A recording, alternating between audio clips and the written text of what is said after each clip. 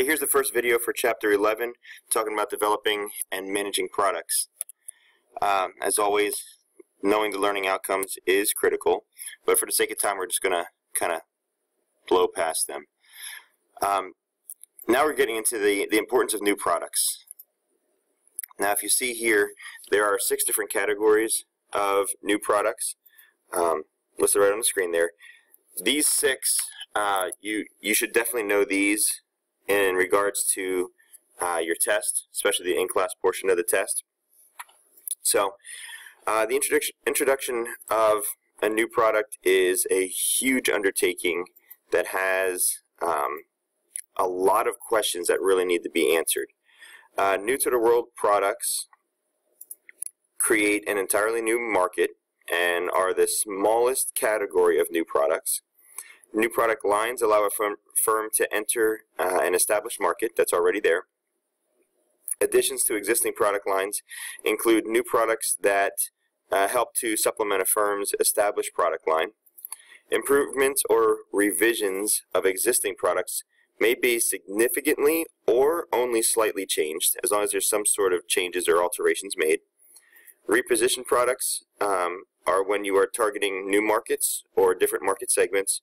And then lastly, lower priced products provide performance that is similar to competing brands but at a lower price.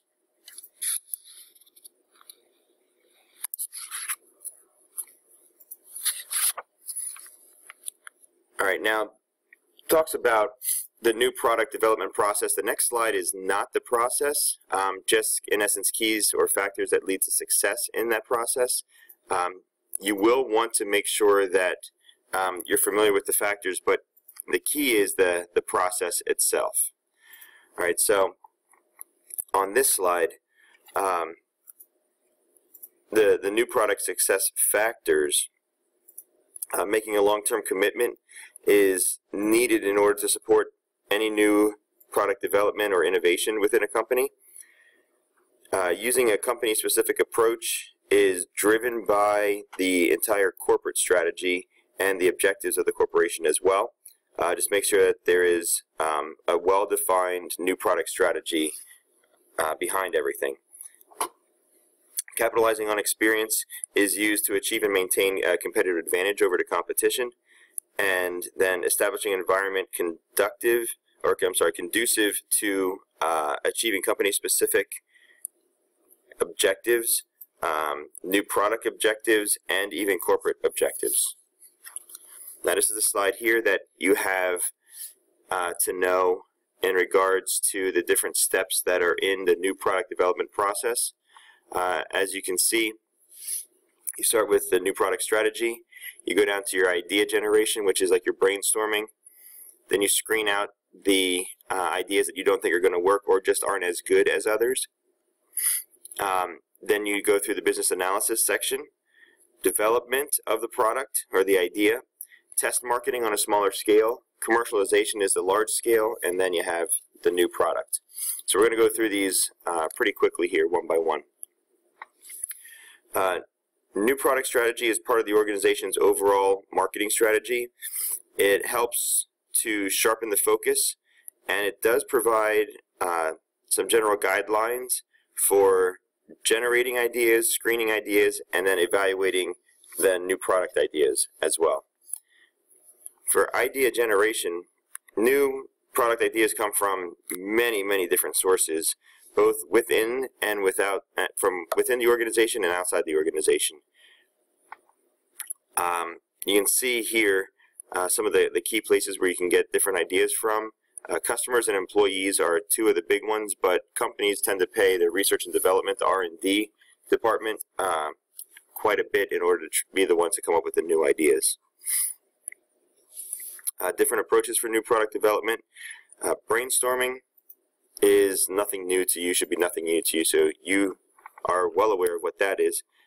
Focus group, though, is when you are interviewing a smaller group of people and you're getting that primary data, that first-hand data that is through this group interaction, and it is very helpful and insightful to know what the customers want directly from them or what they expect that is directly from them as well. Okay, screening is a filtering process. Like I said on a couple previous slides, that screening is just getting rid of the ideas that you do not think are appropriate or best fits for the company. Concept testing is a test to see whether or not the ideas will be able to be used or how successful they might be.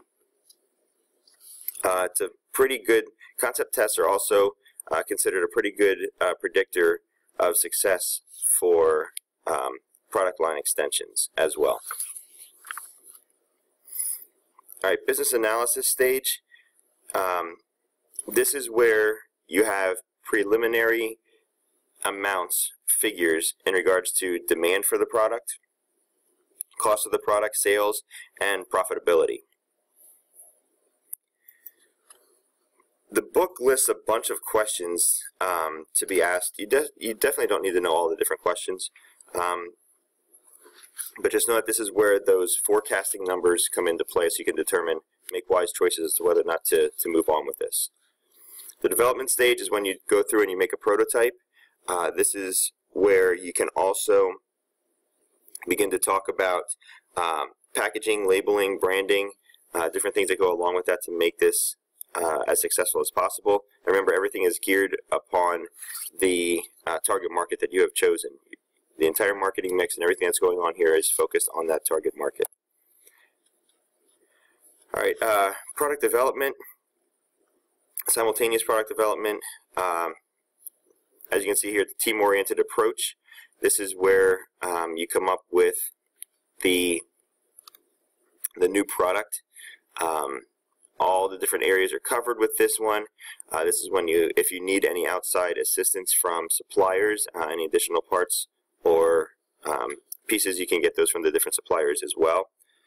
This approach does allow firms to shorten the development process and also, and sometimes more importantly, to reduce the costs.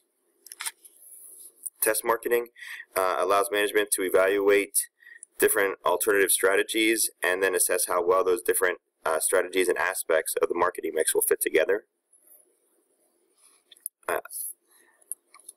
Cost of test marketing. This is where there is definitely a cost to this, but they want to invest in the test marketing compared to just going out to mass marketing, because if you go into a smaller section and realize that it's not going to work out well, you can lose maybe $1 million, $2 million. But if you just go right to mass marketing, you'll be able to, you'll realize if it's a failure, you could lose hundreds of millions of dollars.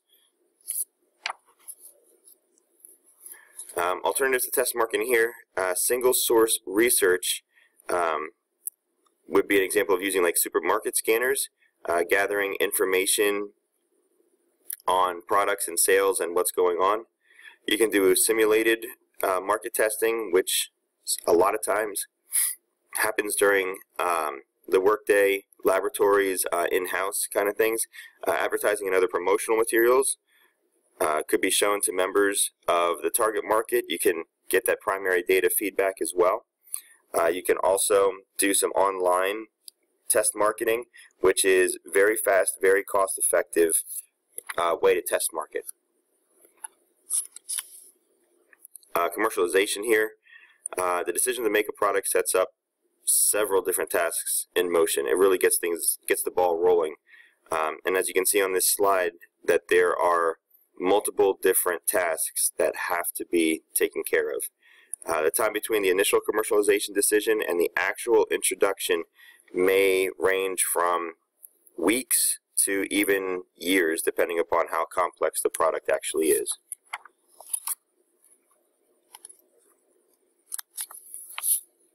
All right, product failure. Products do fail for a number of reasons. There may not be any discernible benefit compared to other products. You know, there's no reason to buy this product compared to the other ones. Could be a poor match between the product and the customer, or the product features and what the customers actually want. Other reasons could include overestimating the market size, incorrect targeting, incorrect positioning, The price could be too high. The price could even be too low, actually. Could be poor promotion, poor distribution, but a lot of these reasons for failure revolve right around that marketing mix. And the new product success factors, 7 different factors here. History of listening carefully to customers, obsession with producing the best product possible, vision of what the market will be like in the future. Strong leadership is always key. A commitment to new product development, a project-based team approach to new product development, and then also getting every aspect of the product development process right. And this is where we're going to stop the first video.